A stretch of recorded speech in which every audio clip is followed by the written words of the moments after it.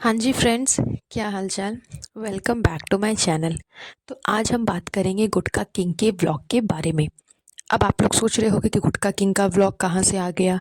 ये तो चबूतरा का व्लॉग है या फिर मैडम का व्लॉग या फिर जनाब का व्लॉग। इन्हीं तीनों का व्लॉग आता है। गुटखा किंग का तो व्लॉग अलग से पर्सनली आता नहीं है।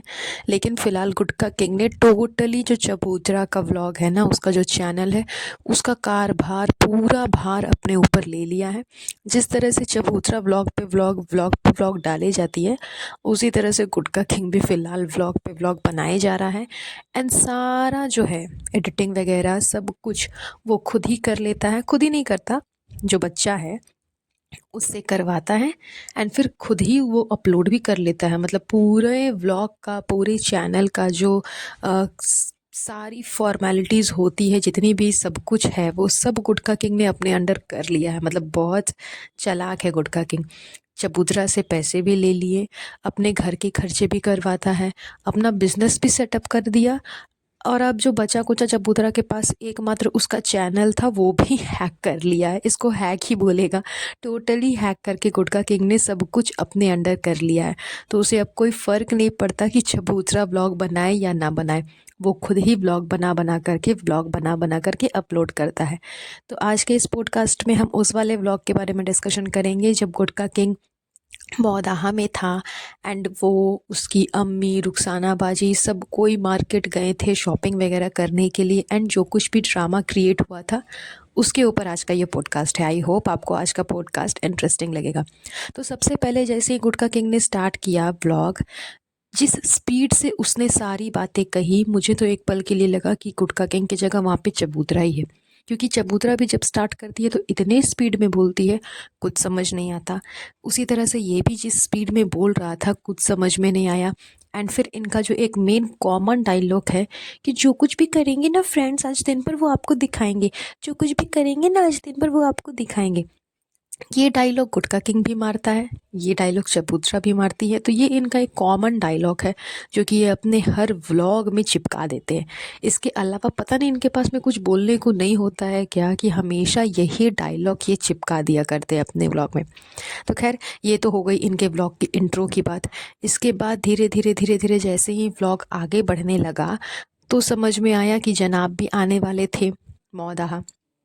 तो जनाब की जो वेलकमिंग हुई, वो एज अ चीफ गेस्ट के तौर पे जो की गई थी, वो उन लोगों ने नहीं की थी जिन्होंने वो प्रोग्राम ऑर्गेनाइज़ किया था, जिन्होंने वो महोत्सव ऑर्गेनाइज्ड किया था।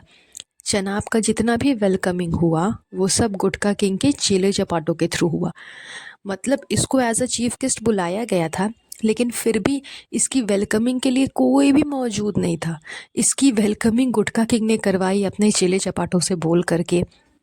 वो जो कुछ भी हार वार का क्लिप आप लोगों ने देखा था, वो सब गुटखा किंग ने करवाया था। इसमें उस खेल महोत्सव वाले जो ऑर्गेनाइजर्स थे, उनका दूर दूर तक कोई हाथ नहीं था।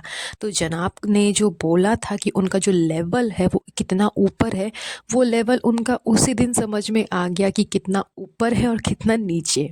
तो खैर, जनाब के लेवल की भी बात को साइड में रखने के बाद हम आगे बढ़ जाते हैं कि जनाब आए थे अपनी बहन के ससुराल। बहुत ही अच्छे तरीके से वेलकमिंग हुआ इनका। मतलब आप देखो कि एक ये लोग हैं मौदाहा वाले लोग, कि इनके बहू के घर से कोई आया है, तो ये लोग इतने अच्छे तरीके से वेलकम कर रहे हैं। गेट पे इनको उनको रिसीव करने के लिए इनके पापा खड़े थे, यानी कि गुटखा किंग के फादर जो है वो गेट पे खड़े थे जनाब को वेलकम करने के लिए। उसके बाद में उनको अपने साथ घर लेकर के आया। जनाब के लिए स्पेशल अलग अलग डिशेस बनाई गई, 3-4 प्रकार की डिशेस बनाई गई। उसके बाद जनाब जनाब का जो चेला चपाटा था, वो लोग नॉनवेज नहीं खाते हैं, तो वेज अलग से बनाया गया था। मतलब बहुत ही ज़्यादा, बहुत ही अच्छे तरीके से, जिस तरह से एक वेलकमिंग की जाती है गेस्ट की, उस तरीके से वेलकमिंग की गई इन जनाब की। लेकिन ऑन दी अदर हैंड, जब आप देखोगे कि मौदाहा से कोई जाता है मुंबई, तो फिर क्या ही वेलकमिंग रहती है। यहाँ तक कि गुटखा किंग के लिए भी कुछ खास वेलकम नहीं रहता, जो कि दामाद है उस घर का, एक लौता दामाद है। तो ये तो खैर उस घर का घर जमाई बन गया है, इस वजह से इसकी वहाँ पे बिल्कुल भी इज्जत नहीं होती है, बिल्कुल भी वैल्यू इसको नहीं किया जाता है। लेकिन इसके पेरेंट्स भी चाहते हैं तो वैसा कुछ वेलकमिंग नहीं होता। आपको याद ही होगा कि किस तरह से फ्रूट्स और सैलड्स दिए गए थे इन लोगों को जब ये लोग मुंबई से वापस मौदहा आ रहे थे। तो एक मुंबई वाले हैं जो वेलकमिंग करते हैं सैलेड से, एंड एक मौदहा वाले हैं जो वेलकमिंग करते हैं अच्छे अच्छे डिशेस से। तो एटलीस्ट इस चीज़ को देख कर के भी मुंबई वालों को सीखना चाहिए कि बेससुराल से आया हुआ है, बहू के मायके से आया हुआ है, उसको इतना अच्छा वेलकम कर रहे हैं, और बेटी के ससुराल से आया है तो हम लोग उसको कैसा वेलकमिंग कर रहे हैं।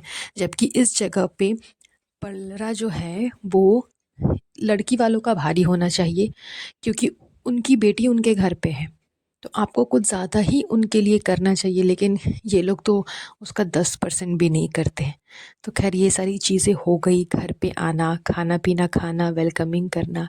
इसके बाद थोड़ी मोड़ी जो क्लिप्स थी जो कि मुझे सबसे ज़्यादा वाहियात लगे गुटखा किंग की, कि चबूतरा ने कुछ सूट है जो वो भेजे थे रुखसाना बाजी के लिए, जो कि नॉर्मली वो हमेशा भेजती रहती है।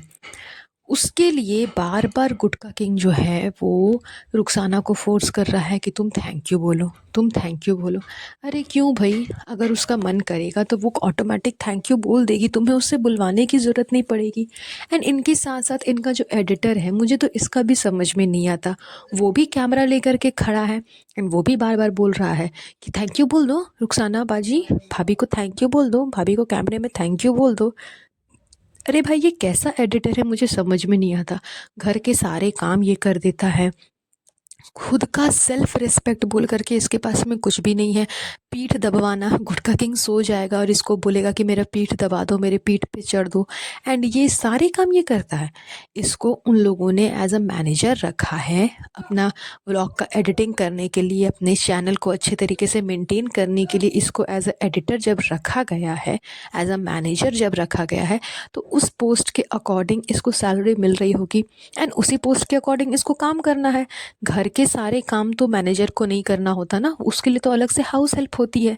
लेकिन घर के सारे काम करवा लेते हैं, खुद के काम करवा लेते हैं, अपना देख रेख करना, अपने आगे पीछे नौकर की तरह घुमाना, ये सारा काम ये लोग इससे करवाते हैं।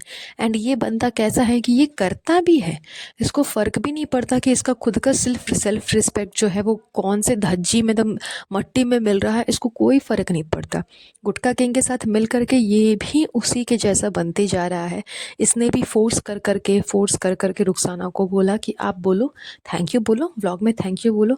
अरे एक सूट दे दिया तो कौन सा महान काम कर दिया, उसके बदले में वो बहुत कुछ करती है। यहाँ तक कि जब कुछ घंटे के लिए जनाब आए थे तो उसके लिए 4-5 तरीके का डिश रुखसाना बाजी ने ही बनाया था। वहाँ से चबूतरा आकर के नहीं बना दी थी कि मेरा भाई आ रहा है तो चलो मैं कुछ बना दूँ अपने भाई के लिए, वो सब रुखसाना बाजी ने ही बनाया था। तो अगर तुमने थोड़ा सा उसको अप्रिशिएट कर दिया, थोड़ा सा कुछ पैम्पर कर दिया, तो बदले में वो उससे बहुत ज़्यादा करती है, बहुत ही ज़्यादा करती है। लेकिन इनको कोई फ़र्क नहीं पड़ता, इनको बस दूसरों को नीचा दिखाना है, दूसरों को ये दिखाना है कि देखो हमने तुम पे उपकार किया। इससे भी इसका पेट नहीं भरा तो इसने जानबूझ करके ये चीज़ें व्लॉग में सामने ला करके बताई कि रुखसाना बाजी का क्रीम ख़त्म हो गया है, उसको क्रीम चाहिए, उसको क्रीम चाहिए, मैं उसे क्रीम खरीद करके दूंगा, ये वो। मतलब रुखसाना ने ये बात बोली थी कि क्रीम जो है वो मुंबई गया था उसी समय जो ला करके दिया था, वही वाला अभी तक चल रहा है, वो कुछ दिनों में ख़त्म हो जाएगा। इस बात को इतना टॉन्ट किया गुटखा किंग ने, बार बार रिपीट करके बोल रहा है कि रुखसाना को क्रीम चाहिए, रुखसाना को क्रीम चाहिए, वो मुझसे बोल रही है। तो जाहिर सी बात है कि तुमसे नहीं बोलेगी तो किससे बोलेगी, वो तुम्हारे घर पे काम कर रही है, तो उसकी जो ज़रूरतें हैं वो तुमको ही पूरी करनी होगी ना।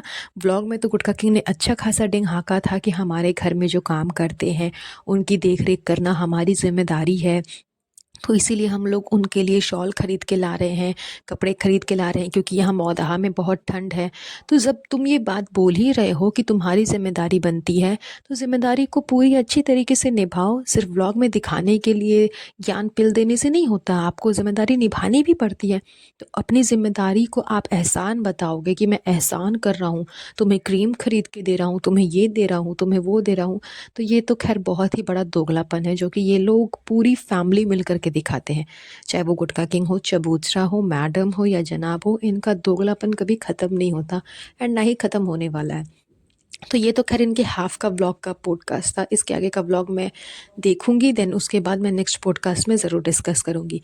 तो बस आज का ये पॉडकास्ट हम यहीं पर एंड करेंगे। बहुत जल्द मिलूँगी आप लोगों से नए पॉडकास्ट पे। तब तक आप सब अपना-अपना ध्यान रखिएगा। Have a nice day. Bye bye.